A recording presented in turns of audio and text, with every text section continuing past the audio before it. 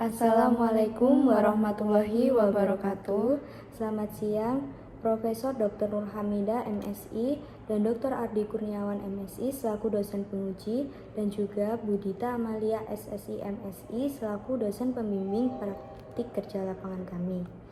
Di sini izinkan kami mempresentasikan hasil laporan praktik kerja lapangan di PT Telekomunikasi Seluler Surabaya pada periode 25 Juni sampai dengan 24 Juli 2024.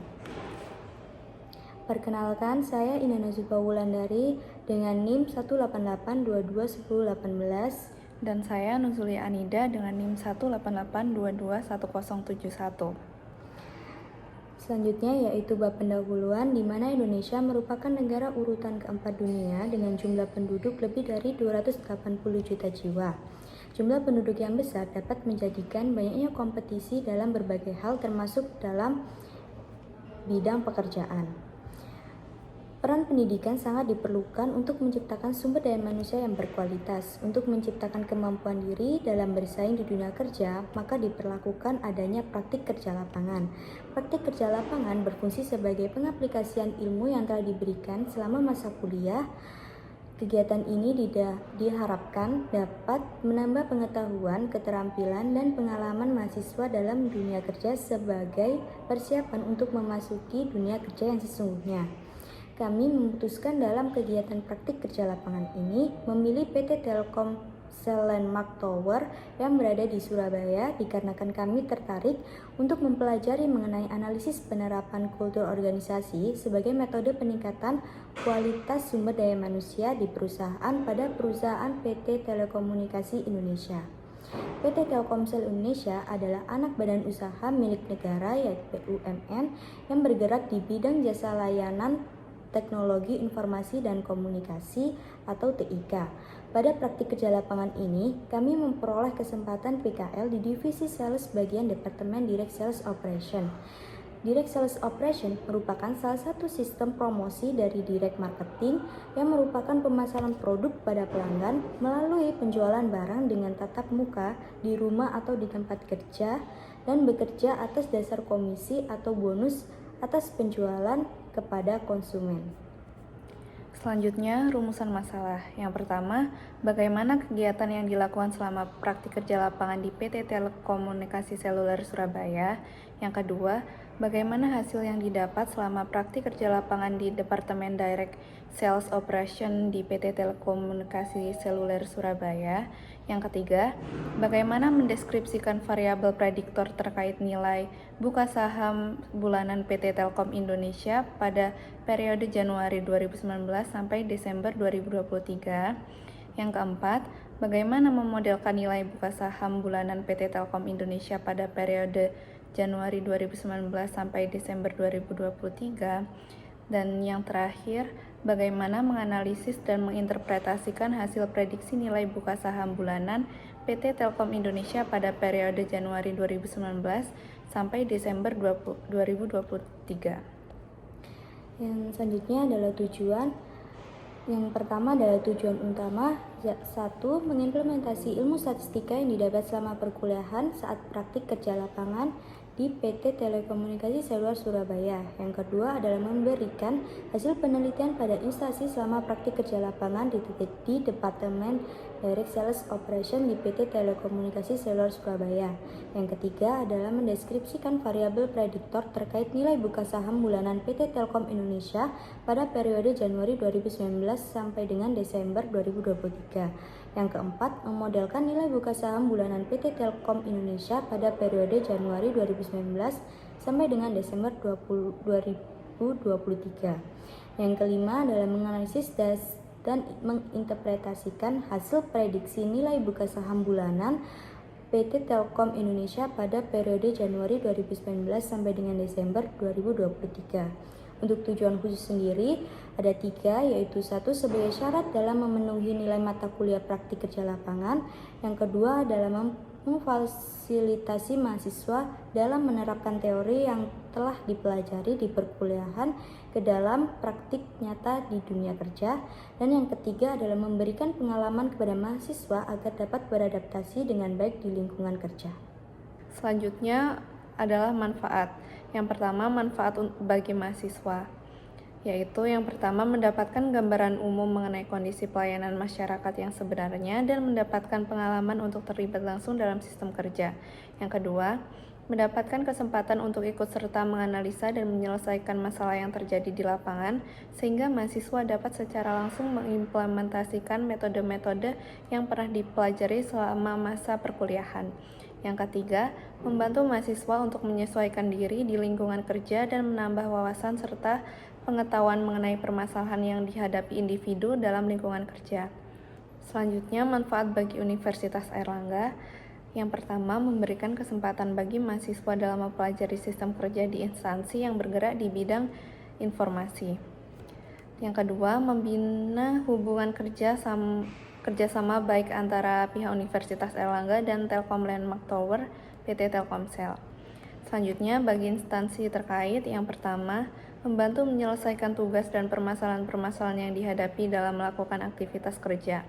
Yang kedua, memberikan masukan berupa metode-metode yang telah diperoleh mahasiswa dalam perkuliahan untuk diimplementasikan di lapangan. Yang ketiga, membina kerjasama yang baik antara lingkungan akademis dengan lingkungan kerja. Selanjutnya adalah gambaran umum instansi. PT Telkomsel adalah perusahaan telekomunikasi digital yang didirikan pada tanggal 26 Mei 1995 yang merupakan anak perusahaan dari PT Telkom Indonesia dan juga perusahaan BUMN milik pemerintah. Telkom Group merupakan satu-satunya BUMN telekomunikasi serta penyelenggara layanan telekomunikasi dan jaringan terbesar di Indonesia. Telkomsel juga menjadi operator seluler pertama di Asia yang memberikan layanan prabayar GSM. Selanjutnya, visi dan misi dari PT Telkomsel. Visinya adalah menjadikan penyedia layanan dan solusi gaya hidup digital mobile kelas dunia yang terpercaya.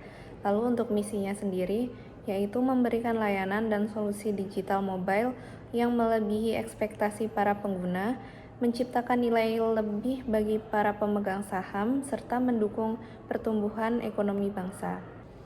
Selanjutnya yaitu ada struktur organisasi PT Telkomsel Departemen Direct Sales Operation. Selanjutnya, pelaksanaan praktik kerja lapangan. Waktu dan tempat pelaksanaan praktik kerja lapangan kami berada di Telkom Landmark Tower PT Telkomsel Kota Surabaya di bagian Departemen Direct Sales Operation atau DSO pada 24 Juni 2024 sampai 25 Juli 2024. Dan waktu pelaksanaannya Senin sampai Kamis pukul 8 sampai pukul 4 sore. Lalu Jumat pukul 8 pagi sampai jam 3 sore. Untuk kegiatan praktik kerja lapangan seperti yang kami lampirkan yaitu seperti ini. Selanjutnya adalah hasil praktik kerja lapangan kami. Untuk gambaran kerja di PT Telekomunikasi Seluler Surabaya kemarin, kami bekerja selama 5 hari kerja, yaitu Senin sampai Kamis pukul 8 pagi sampai 4 sore dengan waktu istirahat pukul 12 sampai 1 siang. Untuk hari Jumat kami bekerja pukul 8 pagi sampai 3 sore dengan waktu istirahat pukul 11 siang sampai setengah 2. Pada minggu pertama kegiatan PKL dimulai dengan pengenalan lingkungan PT Telekomunikasi dan juga sistem kerjanya, terutama di bagian Direct Sales Operation. PT Telekomunikasi Seluler Surabaya mempunyai 2 bagian, yaitu Sales and Service. Pada minggu kedua, kami mempelajari software Tableau dan Looker Studio untuk analisis data serta visualisasi, lalu mencari dan mengkaji topik proyek dashboard sambil berkonsultasi dengan pembimbing kami. Pada minggu ketiga, kami menentukan tema dashboard dan di minggu keempat serta kelima fokus pada penyempurnaan desain dashboard sambil terus berkonsultasi dengan pembimbing lapangan. Setelah menerima saran perbaikan, kami melakukan penyempurnaan akhir pada proyek dashboard. Selanjutnya yaitu berikut adalah kegiatan dokumentasi PKL selama PKL di PT Telekomunikasi Seluler Surabaya. Yang pertama, pengenalan lingkungan kerja di PT Telekomunikasi Seluler, pemberitahuan sistem kerja praktik kerja lapangan, penerima data mentah yang diberikan oleh pembimbing, terus menerima penjelasan isi dari data yang diberikan oleh pembimbing, mengelola data mentah yang akan digunakan untuk dijadikan dashboard, mengelola data mentah menggunakan Tableau menjadi dashboard. Lalu berikut adalah tampilan awal Looker Studio, mempelajari cara mengelola data mentah menggunakan Looker Studio, dan finalisasi dashboard data mentah menggunakan Looker Studio. Selanjutnya yaitu konsultasi hasil dashboard kepada pembimbing, revisi dashboard data mentah yang sudah dikonsultasikan kepada pembimbing, konsultasi hasil revisi yang sudah dikerjakan kepada pembimbing. Selanjutnya, revisi dashboard yang sudah dikonsultasikan kepada pembimbing, revisi dashboard yang sudah dikonsultasikan kepada pembimbing, dan fiksasi dashboard kepada pembimbing. Selanjutnya yaitu revisi tata letak dashboard, membantu divisi sponsorship membuat konten Bayu, penyerahan penilaian PKL kepada pembimbing dan berpamitan kepada pembimbing serta para PKL yang lain. Lalu berikut adalah hasil dashboard pemetaan penggunaan kartu Bayu di wilayah Surabaya, Madura. Berikut adalah tampilan awal visualisasi menggunakan Looker Studio. Untuk interpretasinya, yang pertama adalah active user, yaitu pemetaan wilayah pengguna kartu Telkomsel Prabayar Bayu di wilayah Surabaya dan Madura yang menggunakan pengelompokan kabupaten yaitu Kota Surabaya, Sampang, Sumeneb, Bangkalan, dan Pamekasan. Selanjutnya adalah usage based on age, yaitu jumlah total pengguna kartu Prabayar Telkomsel Bayu yang dikelompokkan berdasarkan kabupaten atau kecamatan di wilayah Surabaya dan Madura serta usia pengguna. Selanjutnya adalah user network application, yaitu pengelompokan penggunaan jaringan 4G berdasarkan aplikasi yang sering digunakan di berbagai kabupaten atau kecamatan di Kota Surabaya dan Madura. Data yang ditampilkan mencakup subdistrik, jenis jaringan 4G, serta aplikasi seperti Instagram, Twitter, YouTube, dan Marketplace.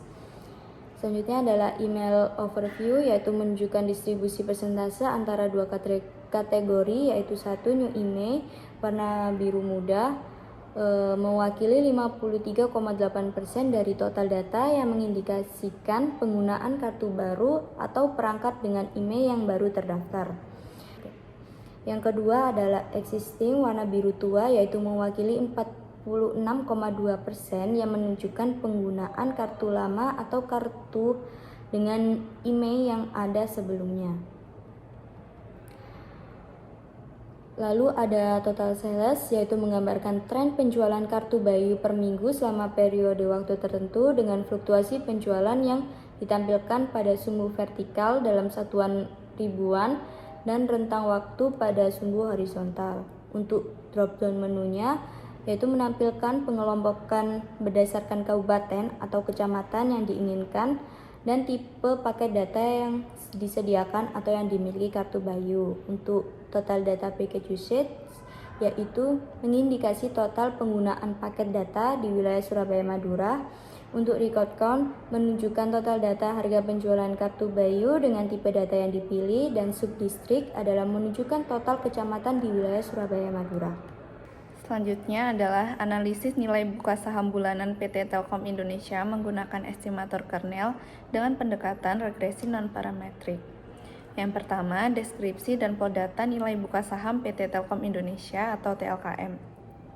Data yang kami gunakan yakni 60 data nilai buka saham bulanan di PT Telkom Indonesia selama periode Januari 2019 sampai Desember 2023 yang bersumber dari situs investing.com. Variabel yang kami gunakan adalah satuan waktu sebagai variabel prediktor dan nilai buka saham PT Telkom Indonesia sebagai variabel respon. Berikut untuk statistika deskriptifnya. Diperoleh rata-rata nilai buka saham PT Telkom Indonesia selama periode Januari 2019 sampai Desember 2023 adalah sebesar 3,7833% dengan standar deviasi sebesar 0,4948% dan variansi sebesar 0,2448%. Kemudian nilai buka saham tertinggi sebesar 4,64%, yakni pada Maret 2022, sedangkan nilai buka saham terendah sebesar 2,59%, yakni pada November 2020. Selanjutnya untuk plot data sendiri tidak menunjukkan adanya pola data tertentu sehingga analisis dapat dilakukan dengan metode non-parametrik. Selanjutnya, analisis data nilai buka saham menggunakan estimator kernel. Kami menggunakan perbandingan jumlah data in sample dan out sample, yaitu 95:5. Data in sample-nya 57 data pada Januari 2019 sampai September 2023, dan data out sample-nya sebanyak 3 data pada Oktober 2023 sampai Desember 2023. Lalu untuk perbandingan data 90:10, untuk data in sample-nya sebanyak 54 data pada Januari 2019 sampai Juni 2023, dan data out sample sebanyak 6 data pada Juli 2023 dan sampai Desember 2023. Lalu untuk perbandingan data 80:20, data in sample sebanyak 48 data pada Januari 2019 sampai Desember 2022, dan data out sample sebanyak 12 data pada Januari 2023 sampai Desember 2023. Selanjutnya untuk perbandingan data 75:25, untuk data in sample-nya sebanyak 45 data pada Januari 2019 sampai September 2022, dan data out sample sebanyak 15 data pada Oktober 2022 sampai Desember 2023. Perbandingan jumlah data in sample dan out sample tersebut kami pilih dengan pertimbangan untuk menggunakan data testing sesedikit mungkin agar tidak dihasilkan hasil prediksi dengan nilai kesalahan yang besar. Selanjutnya, analisis data nilai buka saham menggunakan estimator kernel. Menentukan metode pemilihan bandwidth terbaik dan fungsi kernel terbaik berdasarkan nilai bandwidth dan MAPE paling optimum. Di sini dapat terlihat nilai bandwidth tiap fungsi kernel untuk seluruh perbandingan data in sample dengan metode CV dan metode GCV. Fungsi kernel terbaik adalah kernel Gaussian dengan nilai MAPE 0% yang menunjukkan prediksi sempurna terhadap data, namun beresiko overfitting jika bandwidth terlalu kecil. Jadi dapat dianalisis bahwa fungsi kernel terbaik kedua adalah kernel three-way dengan metode pemilihan bandwidth CV. Metode CV menghasilkan bandwidth yang lebih optimal dan realistis dibandingkan GCV. Selanjutnya, memilih perbandingan data terbaik menggunakan fungsi kernel three-way dan metode CV. Berikut ringkasan hasil perhitungan data in sample menggunakan fungsi kernel three-way. Dapat dilihat bahwa perbandingan data terbaik yang dapat digunakan adalah 75:25% karena memiliki nilai bandwidth optimum MSE dan MAPE dengan nilai terkecil serta nilai R-square terbesar, sehingga dapat disimpulkan bahwa prediksi data nilai buka saham PT Telkom Indonesia yang mendekati nilai sesungguhnya dapat diperoleh menggunakan estimator kernel fungsi three-way dengan metode pemilihan bandwidth terbaik adalah cross validation atau CV, serta menggunakan perbandingan 75% data in sample dan 25% data out sample. Selanjutnya, untuk hasil prediksi dengan pendekatan non-parametrik, berikut kami tampilkan hasil prediksi menggunakan estimator kernel three-way. Pada penelitian ini, kami gunakan 15 data untuk melakukan prediksi dengan menggunakan metode estimator kernel. Estimator kernel dapat digunakan untuk memprediksi data selama beberapa periode ke depan. Diperoleh nilai MAPE untuk memprediksi data nilai buka saham PT Telkom Indonesia menggunakan estimator kernel three-way adalah sebesar 0,96%. Hal ini mengindikasikan bahwa hasil prediksi nilai buka saham PT Telkom Indonesia dengan menggunakan estimator kernel Triweek tergolong dalam kategori baik, sehingga dapat dikatakan bahwa estimator kernel mampu memprediksi data dengan akurat.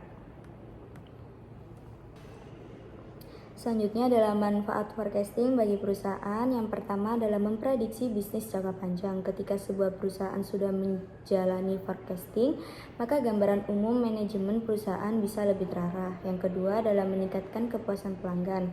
Ketika sebuah perusahaan sudah bisa memprediksi permintaan, kemungkinan besar selalu untuk memastikan produknya tersedia.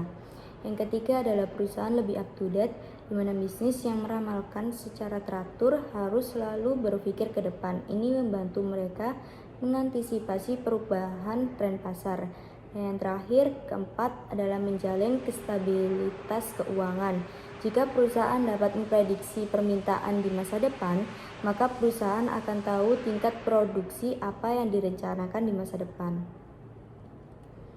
Selanjutnya adalah kesimpulan dan saran. Untuk kesimpulan sendiri, praktik kerja lapangan memberikan penulis pengalaman nyata di dunia kerja sekaligus kesempatan untuk mengembangkan keterampilan baik soft skill maupun hard skill.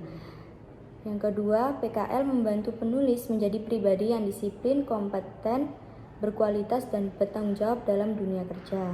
Yang ketiga, melalui pengalaman di PT Telekomunikasi Indonesia Surabaya, khususnya di Divisi Direct Sales Operation atau DSO, penulis memperluas pengetahuan tentang proses kerja di dunia perbankan serta mengembangkan kemampuan yang dimiliki. Dan yang keempat, analisis menunjukkan bahwa prediksi nilai buka saham PT Telkom Indonesia TLLK menggunakan estimator kernel Triweek menghasilkan nilai MAP 0,96% yang tergolong akurat dan dapat diandalkan. Untuk saran sendiri, yang pertama adalah rekomendasi untuk PKL PT Telekomunikasi Indonesia Surabaya diharapkan memberikan bimbingan dan evaluasi berkala kepada mahasiswa PKL, sedangkan mahasiswa disarankan mempersiapkan diri dengan mempelajari tugas di divisi PKL, meningkatkan keterampilan komunikasi dan bersikap proaktif. Pihak universitas juga perlu meningkatkan koordinasi dengan instansi dan memberikan pembekalan pra-PKL. Dan yang kedua, strategi bisnis PT Telkom Indonesia TLLK disarankan untuk meningkatkan strategi bisnis dan operasionalnya serta menjaga komunikasi transparan dengan pemegang saham guna meningkatkan kepercayaan investor dan mencegah penurunan harga saham. Sekian dari kami. Terima kasih. Wassalamualaikum warahmatullahi wabarakatuh.